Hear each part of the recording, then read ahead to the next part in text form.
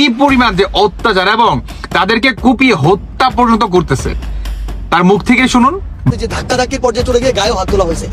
এখন আমি এভাবে একটা জামা পরে আছি, আমার পেটের এখানে 2টা বুলেট এপার থেকে ওই পার চলে গেছে। আমি 4 মাস ধরে বিছানা বেডে পড়ে আছি, আমার এখানে এখনো 20টা সেলাই আছে, কিন্তু এটা তো বাইরের কাপড় দিয়ে দেখা যাইতেছে না। মুহূর্তে কাজ করছে সার্জিস। ছেলেটা যে 2টা পা এক জায়গায় রেখে একটু নিবিড় হবে এটার কিন্তু সুযোগ পাচ্ছে না, সারাক্ষণ দৌড়ের উপর আছে। সার্জিস দৌড়ের উপর। মধ্যরাতে সমন্বয়কদের মধ্যে আবারও সংঘর্ষ, গুরুতরভাবে আহত হয়ে আইসিইউতে আছেন প্রধান সমন্বয়করা। কঠিন অ্যাকশনে গিয়েছিলেন সেনাবাহিনী। বিস্তারিত রয়েছে ভিডিওতে, আপনারা দেখতে থাকুন।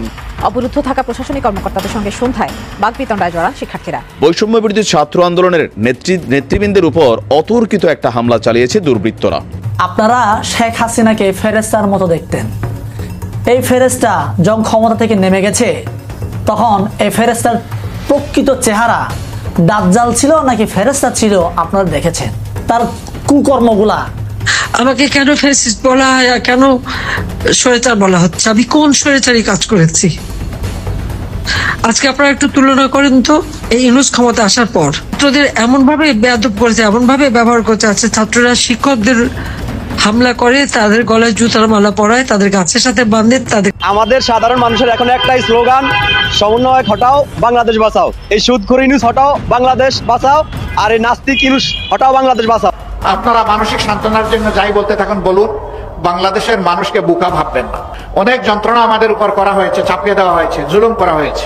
দেশের স্বার্থে আমরা সবগুলো বুকে চেপে এখন দেশটাকে সামনের দিকে সবাই মিলে আমরা এগিয়ে নিতে চাই। আমরা বলে থাকি যে অন্ধকারের পরে নাকি আলো আসে, এরকম একটি আলোর সন্ধান দিচ্ছি আপনাদের। আলোটি বাংলাদেশের জন্য, বাংলাদেশের 18 কোটি মানুষের জন্য, বাংলাদেশের ভূখণ্ডের জন্য।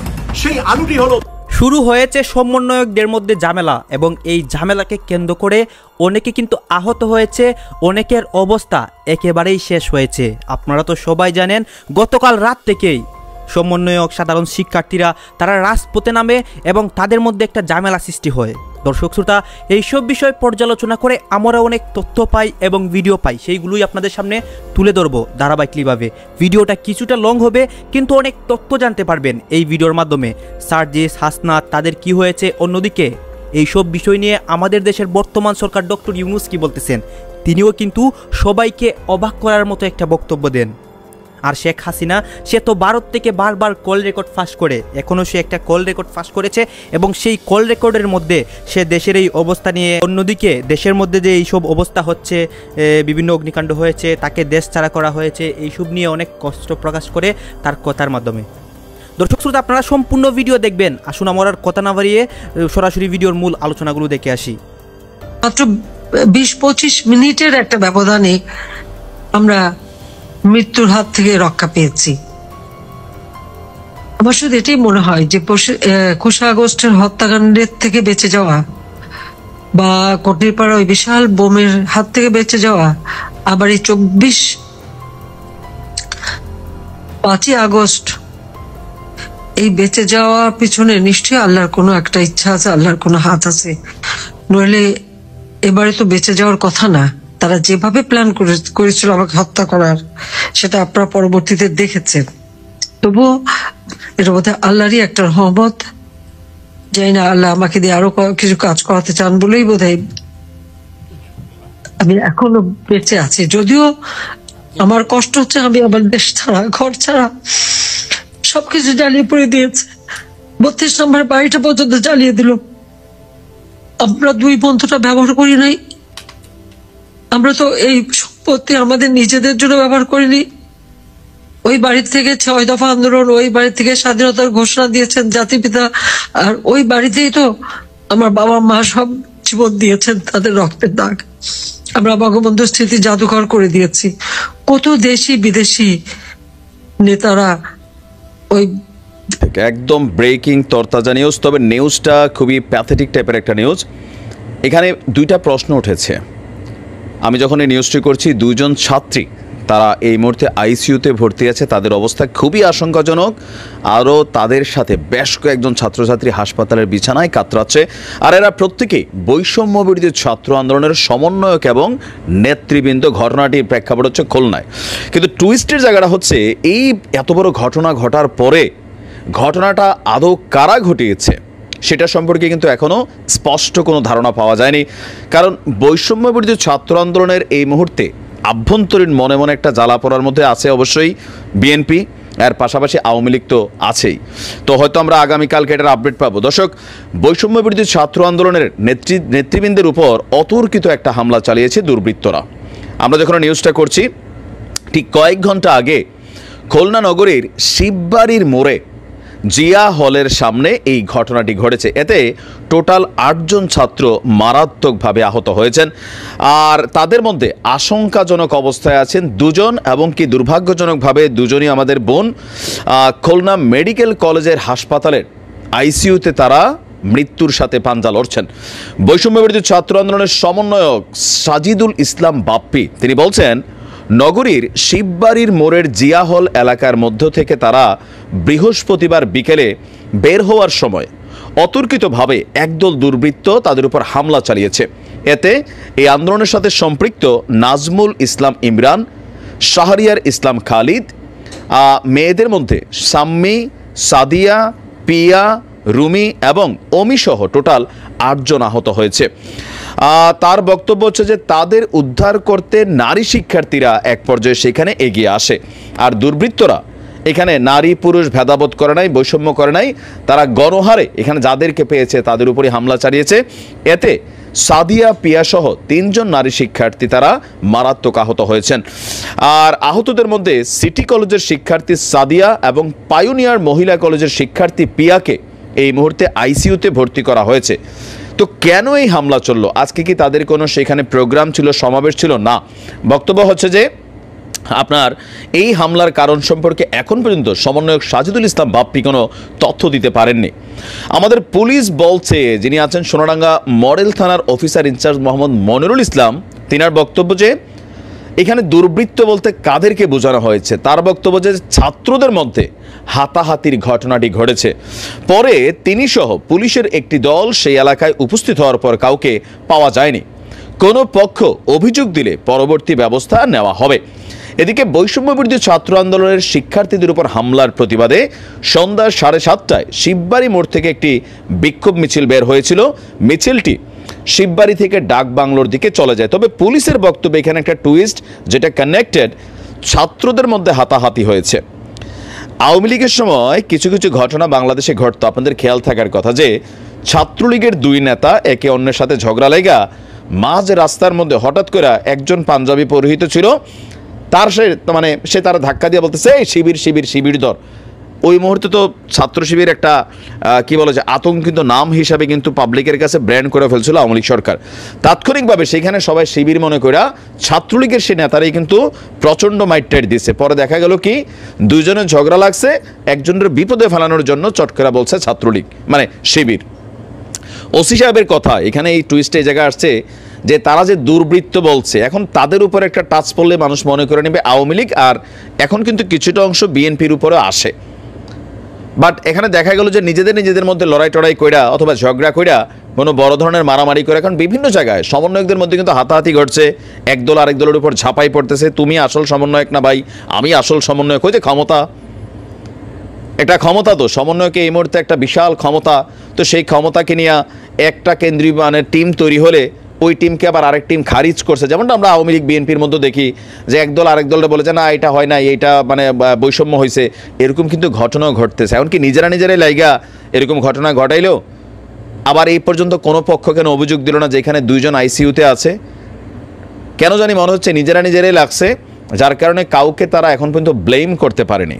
বিভিন্ন অসুবিধার কথা যখন আহতদের ভাষ্য অনুযায়ী ডিরেক্টরকে বলতে যাওয়া হয়, তার রিপ্লেগুলো মানে যেভাবে যে ওয়েতে হওয়া উচিত ওই ওয়েতে হয় না, তার রিপ্লেগুলো হয় অনেকটা তুচ্ছ তাচ্ছিল্যভাবে এভাবে, এবং এভাবে বলা হয় যে তোমরা রিলিজ নিয়ে চলে যাও, এরকম অনেক কথা বলা হয় যেগুলো তাদের মনে হয় যে তাদের ন্যূনতম আত্মসম্মান যেটুকু ওই আত্মসম্মানেও লাগে।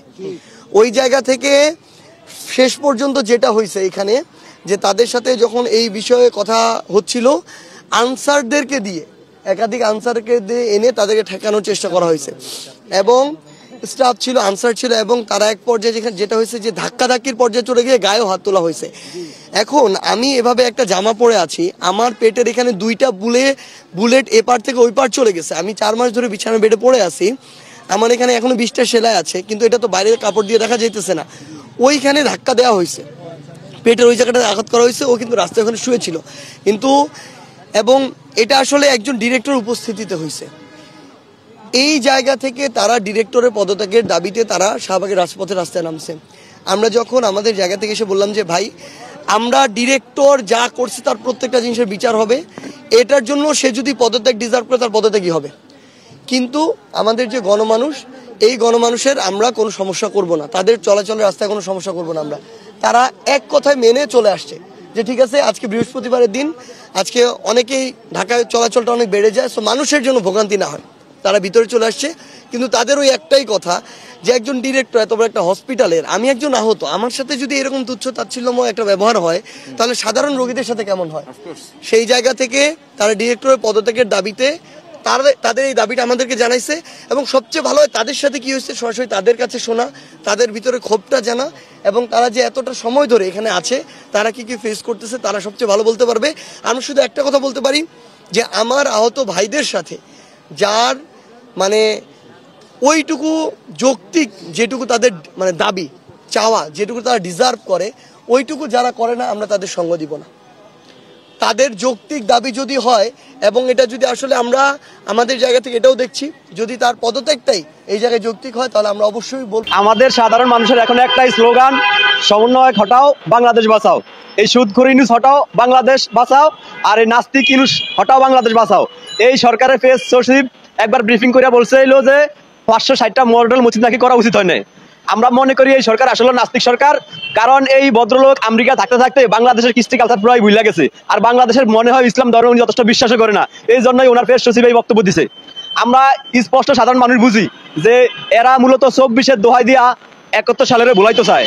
আমরা সাধারণ মানুষ মনে প্রাণে আইজা 71 বিশ্বাস করি আর ওইটাই ধারণ করি। বিশেষ করে আমরা যারা সাধারণ মানুষ আছি তারা এই 71 সাল হইলেও আমাদের জাতির একটা আবেগ, এটা নিয়ে যারা খেলা করে তারা কিন্তু ফলানের পথ পাইব না। সমন্বয় কইছেন অল্প কয়েকদিন BMW গাড়ি দিয়ে চলেন, এই দেশে আর মন্ত্রী মিনিস্টার আসিল না বিগত সময়, ওরা তো হেলিকপ্টার এরকম ভিজিট করে নেয়, পুরা দেশ ভিজিট করেন হেলিকপ্টার দিয়া, কই পাইছেন এত টাকা, কই পান? এই পুরো 5 মাসে এই দেশে একটু উন্নয়নের ছোঁয়া দেন তো, একটা ইট লাগাইছেন এরকম কোন জায়গা আছে? একটা স্পট দেখান উন্নয়নের। কিন্তু শেখ হাসিনা কইরা দিয়া গেছে আপনারা শুধুটা ভাঙ্গেন, আপনারা শুধু ভাঙ্গার কাজে আছেন, কোনো গড়ার কাজে আপনারা নাই। আমরা একটা কথা বিশ্বাস করি মনে প্রাণে, যদি কেউ আমাদের বিবেক নিয়ে খেলে, যদি 71-এর অস্তিত্ব রক্ষার্থে যদি আরেকটা 71 লাগে, আমরা ওইটার জন্য প্রস্তুত আছি, ঠিক আছে? কারণ এই দুনিয়াতে জন্মাইছি মৃত্যুর লেগেই, দ্বিতীয়বার আর জন্মাবো না। কোটি কোটি শুক্রাণুর সাথে যুদ্ধ করে পৃথিবীতে জন্মাইছি, হাইরা যাওয়ানোর লেগে না। আমরা আছি 71 নিয়া, আপনারা থাকেন 24 নিয়া, দেই কাদেরটা জয় হয় ইনশাল্লাহ।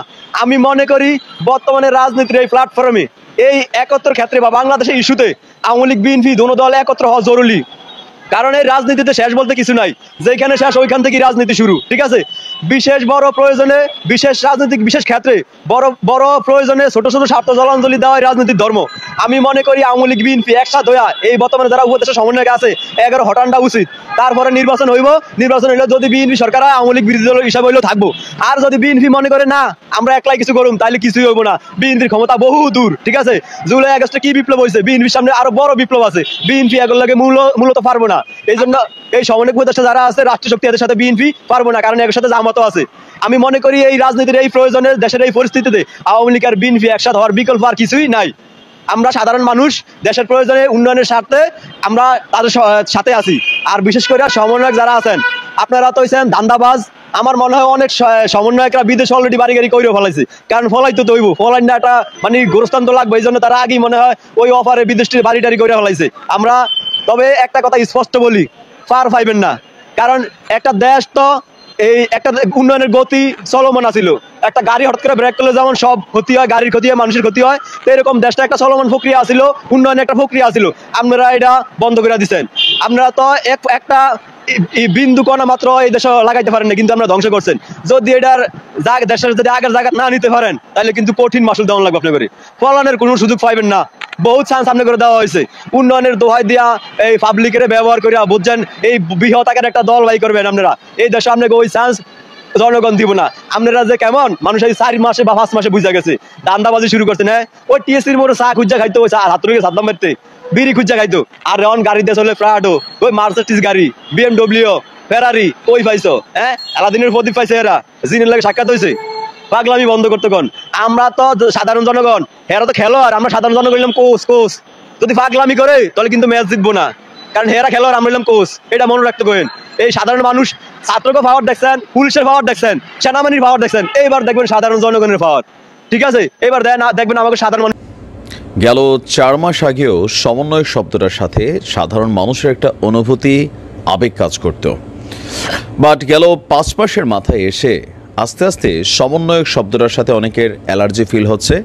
আবার কারো কারো কাছে সমন্বয়ক শব্দটা এখনও সম্মানের জায়গাতেই আসীন আছে। তবে গেল কয়েকদিন যাবৎ সারা বাংলাদেশে বিভিন্ন ধরনের ঘটনা ঘটছে, আর এই ঘটনাগুলোর পেছনে আসলে কি কারণ জড়িত?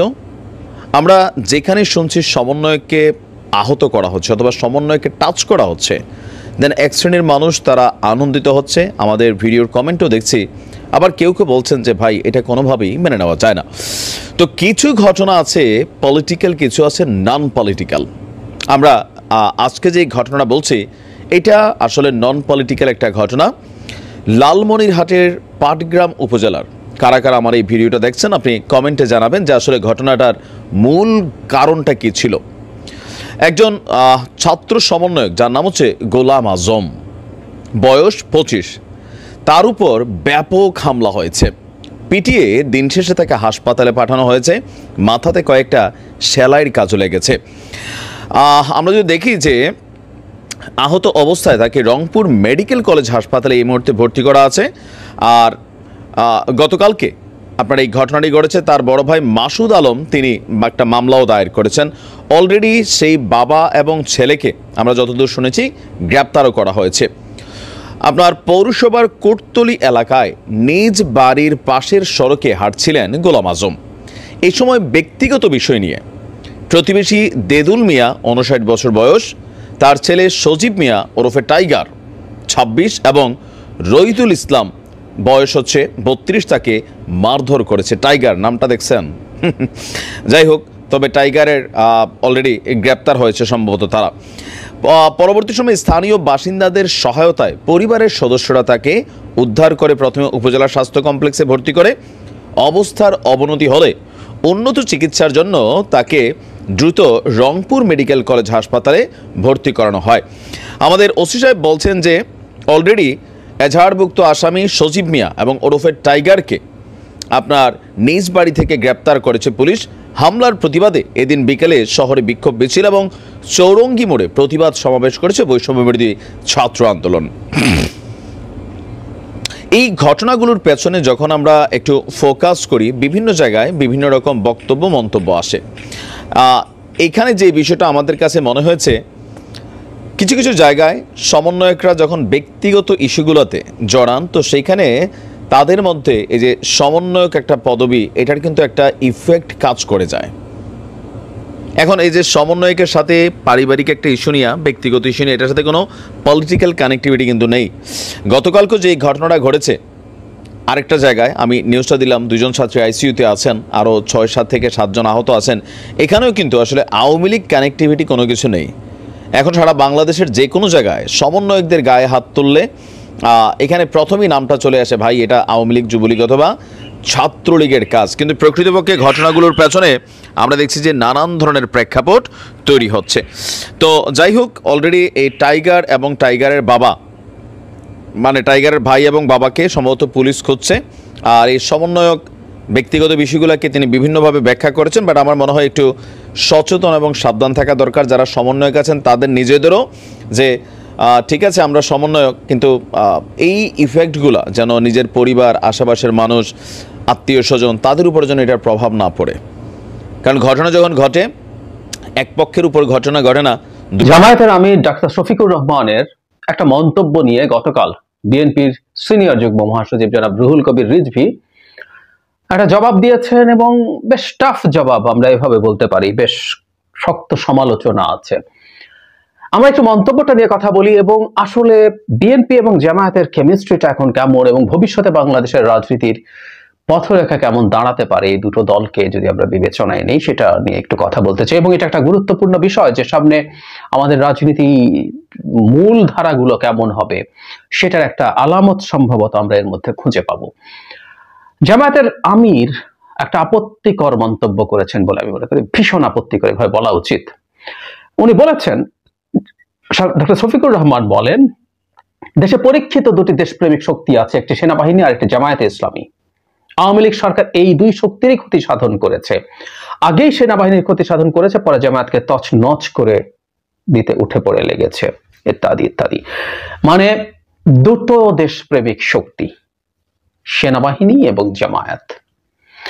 মানে আমার সাথে সাথেই মনে পড়লো এবং আমি খুঁজে পেলাম শেখ হাসিনা গন্ধ আছে। জামায়াতের আমিরের মুখে বক্তব্যে শেখ হাসিনার গন্ধ পাওয়া গেল। আমি আগে শেখ হাসিনার মন্তব্যটা পড়ি। 2011 সালে তিনি একটা কর্মসূচির সমালোচনা করে বলছেন, বিডি নিউজ 24 এর নিউজ, যারা এখন দেশপ্রেমের কথা বলছেন দেশের কোনো সংকটেই তাদের পাওয়া যায় না। তিনি বলেন, আমার চেয়ে কে বেশি দেশপ্রেমিক, আমার চেয়ে দেশের স্বার্থ নিয়ে কে বেশি চিন্তা করে, এটাই আমার প্রশ্ন। শেখ হাসিনাই সবচেয়ে বড় দেশপ্রেমিক। অবশ্য জামায়াত আমির তার দেশপ্রেমিক, পরীক্ষিত দেশপ্রেমিকে উনি একা নন, সাথে সেনাবাহিনীকে রেখেছেন। স্বাভাবিকভাবেই এটা আলোচনা জন্ম দিয়েছে, সাথে সেনাবাহিনী কেন, সেনাবাহিনীকে খুশি রাখার চেষ্টা। তার চাইতে বড় কথা, কেউ যখন দাবি করি এই দুটো শক্তি দেশপ্রেমিক, আমি অনেক আগে একটা ভিডিওতে বলেছিলাম সেনাবাহিনীর আগে যেভাবে দেশপ্রেমিক যুক্ত করতে হয়, আমি পছন্দ করি না। এটা আমি পছন্দ করি না। এই দেশে প্রতিটা পেশা শ্রেণীর মানুষ দেশপ্রেমিক হতে পারেন, সেনাবাহিনীও দেশপ্রেমিক নিশ্চয়ই, কিন্তু এই মানে অ্যাডজেক্টিভ, বিশেষণ তাদের নামের সাথে লাগিয়ে বিশেষায়িত করার এই প্রবণতা ভালো না, আমি ভালোভাবে দেখি না। এতে অন্যদেরকে খাটো করা হয়। এবং জামায়াত আমির যখন নিজেদেরকে এবং সেনাবাহিনীকে রাখছেন, তার মানে আর কেউ দেশপ্রেমিক নন। ভয়ঙ্কর মন্তব্য, মানুষকে অত্যন্ত নিচু করে তোলা, আন্ডারমাইন করা। তাদের ভাষায় আর কেউ দেশপ্রেমিক নন। রাজনৈতিক স্ফিয়ারের কথা যদি বলি, ধরুন বিএনপি, যারা দেশপ্রেমিক না তা বলছি না, জামায়াতকে আমি দেশপ্রেমিকই বলছি, কিন্তু তারাই শুধু দেশপ্রেমিক এই ক্লেমিংটার প্রবলেমের কথা বলছি। রাজনীতির মাঠে জামায়াতের চাইতে অনেক বেশি দীর্ঘ সময়, অনেক বেশি দীর্ঘদিন সাফার করেছে বিএনপি। তারা শেখ হাসিনার বিরুদ্ধে লড়াই জারি রেখেছেন। যেহেতু সাংগঠনিক সাইজে, জনসংখ্যার সাইজে, সমর্থকের সাইজে, কর্মীর সাইজে তারা জামায়াতের চাইতে অনেক বড়, শেখ হাসিনা তাদেরকেই সবচেয়ে বেশি বড় থ্রেট মনে করেছেন। বাট তারা তাদের লড়াই চালিয়ে গেছেন। আর বহু মানুষ লড়াই করেছেন, সাধারণ মানুষ লড়াই করেছেন, অন্যান্য দল লড়াই করেছেন, মাঠে থেকেছেন, জেল খেটেছেন। বহু মানুষ ব্যক্তিগতভাবে কোনো দল করেন না এমন অনেক মানুষ জেলে গেছেন শুধুমাত্র শেখ হাসিনার রেজিমের বিরুদ্ধে লড়াই করার জন্য, মামলার হয়রানির মধ্যে পড়েছেন। কেউ দেশপ্রেমিক না। জামায়াত আর সেনাবাহিনী দেশপ্রেমিক। সবাইকে নাকচ করে দেয়া, সবাইকে বাতিল করে দেয়া, খুবই আপত্তিকর মন্তব্য যে কোনো বিবেচনায়। যাই হোক, জনাব রিজভী খুবই টাফ জবাব দিয়েছেন এটা, এবং এর মধ্যে একটা সূত্র আছে ভবিষ্যতের রাজনীতিটা কিভাবে হবে। প্রথম আলো থেকে পড়ছি, 1971 সালে মহান মুক্তিযুদ্ধে জামায়াত ইসলামের ভূমিকা নিয়ে প্রশ্ন তুলে বিএনপির জ্যেষ্ঠ যুগ্ম মহাসচিব রুহুল কবির রিজভী বলেছেন, 71-এ আপনাদের ভূমিকা কি ছিল? আপনারা কোন সেক্টরে যুদ্ধ করেছেন? আপনারা কোন সেক্টর কমান্ডারের আন্ডারে যুদ্ধ করেছেন? তিনি অনেক কথা বলেন। তিনি আরো বলেন, একটি রাজনৈতিক দল আমি দেখলাম, এটা আমার কাছে বিস্ময় লেগেছে, দেশপ্রেমী তারা আর সেনাবাহিনী। সেনাবাহিনী দেশপ্রেমী নিঃসন্দেহে, কারণ তাদের পূর্বপুরুষেরা এই বাংলাদেশ নির্মাণে জীবন বাজি রেখে যুদ্ধ করেছিলেন। তাই স্বাধীনতার ঘোষণা দিয়েছেন যে মেজর জিয়াউর রহমান, যিনি অন্যতম সেক্টর কমান্ডার, তিনি স্বাধীনতার ঘোষণা দিয়েছেন। আরো মেজর যারা আছেন, এগুলো সবকিছু বলা। তারপরে বলছেন যে সেনাবাহিনী জনগণের পক্ষে অবস্থান গ্রহণ করেছেন, 24-এর অভ্যুত্থানেও সেখানেও উজ্জ্বল ভূমিকা আছে। তো সেনাবাহিনীকে বিএনপি এন্ডোর্স করছেন। এরপর বলছেন, আমি সেই রাজনৈতিক দলকে বলতে চাই, ইসলামপন্থী সেই রাজনৈতিক দল, 71-এ আপনাদের ভূমিকা কি ছিল? আপনারা কোন সেক্টরে যুদ্ধ করেছেন? আপনারা কোন সেক্টর কমান্ডারের আন্ডারে যুদ্ধ করেছেন? বাংলাদেশে কেউ দেশপ্রেমী নেই, শুধু একটি রাজনৈতিক দল দেশপ্রেমী। এই ধরনের বিভ্রান্তি আপনারা তৈরি করলে মানুষ হাসবে, মানুষ হাসি ছাড়া আর কিছু দেবে না। এটুকুই যথেষ্ট। বেশ টাফ জবাব, এবং 71-এর বয়ান বিএনপি সামনে এখন বেশ জোরে সোরে আনছেন। কিছুদিন আগে ফোরাম ফর বাংলাদেশ স্টাডিজ বলে একটা প্রতিষ্ঠান আছে, আমি নিজে ওই প্রতিষ্ঠানটার একজন প্রতিষ্ঠাতা সদস্য। আমরা একটা অনুষ্ঠান আয়োজন করেছিলাম, চেষ্টা ছিল আমাদের সব মানুষকে, আমরা যে মানে তিনটা শব্দ আমাদের থিম ছিল: ঐক্য, সংস্কার, নির্বাচন। সো ঐক্যের একটা ডায়ালগের চেষ্টা ছিল। যাই হোক, সেখানে বিএনপি মহাসচিব এসছেন, সেখানেও তিনি খুব জোর দিয়ে ৭১কে ধরে রাখার আলাপ এনেছেন। এবং সাম্প্রতিক সময় আমরা খেয়াল করব, বিভিন্ন ক্ষেত্রে যখন স্টুডেন্টরা বা আর কেউ ২০২৪কে দিয়ে ৭১কে ধামাচাপা দিতে চায় বা এক ধরনের প্রবণতা দেখা যায়, বিএনপি সেটাকে প্রটেস্ট করে, তখন তারা খুব জোরে সোরে বিএনপি ৭১কে সামনে নিয়ে আসে। রাইটলি এটা, ইনফ্যাক্ট এটা রাজনীতি, এটা বুঝতে পারতে হবে। ৭১-এ বিএনপির গ্লোরিয়াস হিস্ট্রি আছে। বিএনপির যিনি প্রতিষ্ঠাতা, তিনি স্বাধীনতার ঘোষক, তিনি সেক্টর কমান্ডার, তিনি শেষ দিকে এসে ৩টা ফোর্সের একটা জেড ফোর্স, সেটার নেতৃত্ব দিয়েছেন। সো ৭১-এর যে লেগেছে বিএনপি সেটা গর্বের সাথে নিতে পারে। নট অনলি দ্যাট, রণাঙ্গনে অস্ত্র হাতে যুদ্ধ করা অনেক বেশি মুক্তিযোদ্ধা ইভেন আওয়ামী লীগের চাইতে তুলনামূলকভাবে অনেক বেশি আছে বিএনপিতে। সো বিএনপি সেটা ক্লেইম করে এবং খুব স্বাভাবিকভাবে যেটা হয়েছে, জামায়াতের ৭১-এ প্রশ্নবিদ্ধ ভূমিকা আছে, খুবই টাফ ভূমিকা। আমি এটা ভিডিও করেছি। ফৌজদারি অপরাধগুলো বাদ দিলেও নৈতিকভাবে দানবীয় পাকিস্তানি সেনাবাহিনীরও পক্ষে থাকা বা অখণ্ড পাকিস্তানের পক্ষে থাকা, যখন তারা বাংলাদেশের মানুষের উপরে ভয়ঙ্কর রকম গণহত্যা এবং মানবতা বিরোধী অপরাধ, যুদ্ধাপরাধ করছিল, তখনও নৈতিক সমর্থন দেওয়াটা একটা বড় ভুল না, অপরাধ। সো জামায়াত চাইবে ৭১কে সরিয়ে রাখা এবং বিএনপি তার রাজনীতির কারণেই ৭১-র সামনে আনছে আবার জামায়াত, যাতে এই ব্যাপারটাকে কিভাবে ডিল করে দেখা। যাই হোক, যেটা বলছিলাম এর আগেও, এখন আমরা একটু যদি পেছনে ফিরে যাই, আমরা দেখব জামায়াতের আমিরই প্রথম শুরু করেছিলেন ৫ আগস্টের পর, যে মানে আমি এক্সাক্ট ওয়ার্ডিং মনে নেই, মানে এক জালিম গেছে আরেক জালিম আসছে, এরকম একটা ইঙ্গিত বিএনপির প্রতি করেছিলেন বিভিন্ন জায়গায়। এবং পরবর্তীতে আমরা দেখেছি যে বিএনপির প্রতি এক ধরনের ইঙ্গিত তাদের আছে। শুধু সেটা না, আসলে এক ধরনের মেরুকরণের আলাপ শোনা যাচ্ছে। আমি নিশ্চিত নই, কিন্তু শোনা যাচ্ছে, এবং সেটাই আমরা সামনে হয়তো দেখতে পারবো, যে ছাত্রদের সাথে জামায়াত এবং ইসলামপন্থী দলগুলোর এক ধরনের জোট তৈরি হওয়ার প্রবাবিলিটি তৈরি হয়েছে। এবং বৈষম্য বিরোধী ছাত্র আন্দোলন যে সব জামায়াত বা যে ধরনের সাংগঠনিক কাজ করে, মিছিল করে, তার মধ্যে জামায়াত এবং ছাত্র শিবিরের অনেকে ওখানে ইনভলভড আছে। আমি আবারও বলছি, আমি নিশ্চিতভাবে বলছি না, আমি আবার একেবারে উড়িয়েও দিচ্ছি না, কারণ আমি খুবই ভালো সোর্স থেকে এটা জানতে পেরেছি। সো তাদের মধ্যে এক ধরনের অ্যালাইনমেন্ট আছে, এবং আমরা প্রকাশ্যেও যেসব আসে সেসব ক্ষেত্রেও দেখতে পাই। যেমন ধরুন, রাষ্ট্রপতিকে অপসারণ প্রশ্নে জামায়াত প্রতিবাদ করেনি, এটা আমাদের খুব স্পষ্টভাবে মনে পড়ে। শুধু সেটা না, আমি দেশের দৈনিক একটি পত্রিকার রেফারেন্স দিয়ে গতকালই একটা ভিডিও করেছি, সেখানে খুব স্পষ্টভাবে দেয়া ছিল এই যে তাদের প্রক্লেমেশন অফ, তাদের ভাষায় রেভলিউশন, বিপ্লবের ঘোষণাপত্র, সেটা দেওয়ার ক্ষেত্রে জামায়াতের নীরব সম্মতি ছিল আরো অনেকগুলো দলের। ফলে এখন আমরা দেখতে পাচ্ছি যে মাঠে একটা মেরুকরণ তৈরি হয়েছে।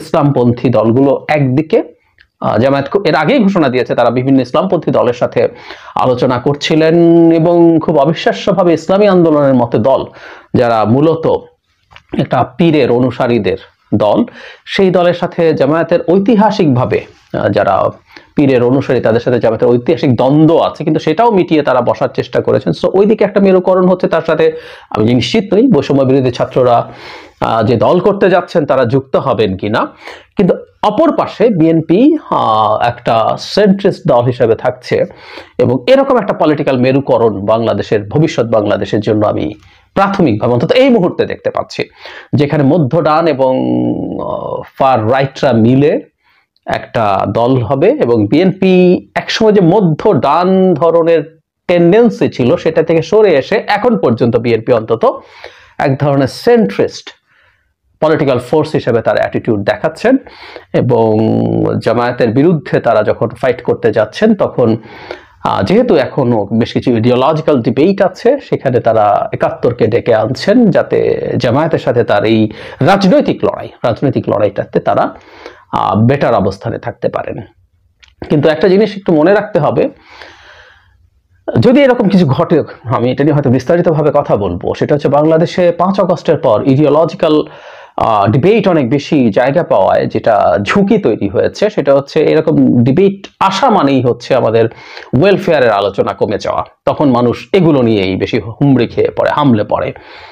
ভারতে যখন হিন্দুত্ববাদী রাজনীতি হয়, তখন মানুষ কেমন আছে তার চাইতে এটা জরুরি হয়ে যায় যে আমাদের হিন্দু ধর্মের ঐতিহ্য, আমাদের হিন্দুত্ববাদীরা কতটুকু রক্ষা করতে পারবেন, আমরা কতটুকু থ্রেটের মুখে আছি, মুসলিমরা কত সন্তান জন্ম দিয়ে দিল, কত দখল করে ফেললো, বা আমরা অখণ্ড ভারত পাবো কিনা, এরকম নানা ইডিওলজিক্যাল আলোচনা যখন চলতে থাকে তখন এই ভারত যে বিজেপির অধীনে ক্রমাগতভাবে অনেক খারাপ দিকে গেছে, খারাপ দিকে এই অর্থে যে যতটুকু উন্নতি হওয়ার কথা, জনগণের যত ভালো থাকার কথা। গাইজ আপনারা তো দেখলেন এখানে কি কথা হচ্ছে, অনেকেই কিন্তু অনেক কথা বলতেছে দেশের এই অবস্থা নিয়ে, সমন্বয়ক যে রাজপথে নেমেছে তাদেরকে যে আহত করা হয়েছে এবং তারা কিন্তু বারবার আন্দোলন করতেছে, এইসব নিয়েই কিন্তু অনেকে আলোচনা করতেছে, সমালোচনা করতেছে।